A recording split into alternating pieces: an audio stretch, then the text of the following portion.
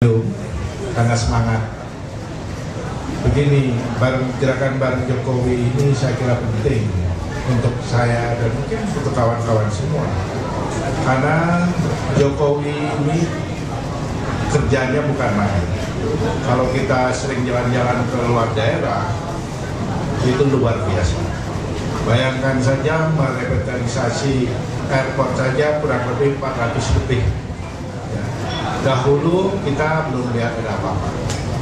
Dalam 4 tahun pembangunan ini luar biasa. Kalau Pak Jokowi ini tidak dilanjutkan 5 tahun lagi, saya khawatir pembangunan yang sudah hampir tuntas ini menjadi mana.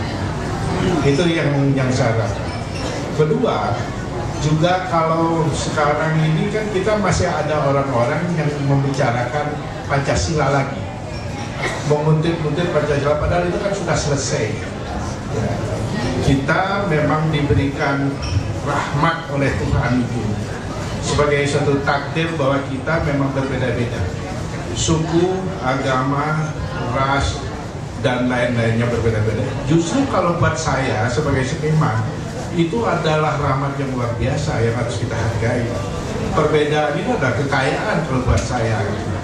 Nah, itulah sebabnya saya ingin sekuat tenaga membantu Pak Jokowi supaya terpilih kembali. Tentunya dengan ketulusan seperti yang tadi dibahas oleh Mas Abdi.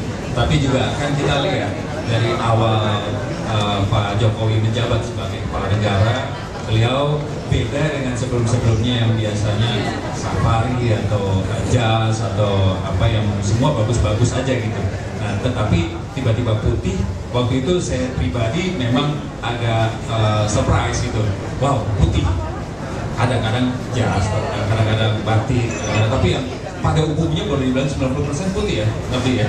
Nah, itu yang membuat sedemikian rupa sehingga kalau kita ingat Jokowi, ingat ya ini putih, baju tugasnya, baju kerjanya itu putih gitu. Nah, kemudian beliau sepakat untuk menampilkan dirinya di kartu suara itu dengan putihnya dia, dengan putihnya yang sehari-hari kerja itu gitu.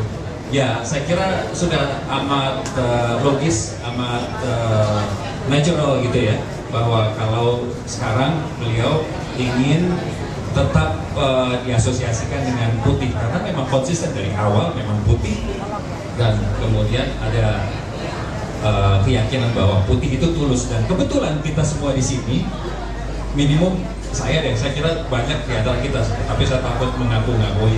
Saya pribadi setiap ada aktivitas Pak Jokowi, saya mau memimpin Indonesia Raya dan sebagainya, saya paling nggak mau terima uang. Saya nggak pernah mau terima uang untuk mendukung orang yang saya yakini harus didukung dari kapanpun.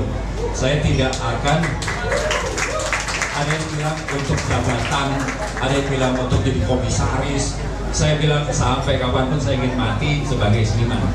Saya tidak suka politik sebenarnya, dan saya kira banyak teman-teman di sini juga begitu.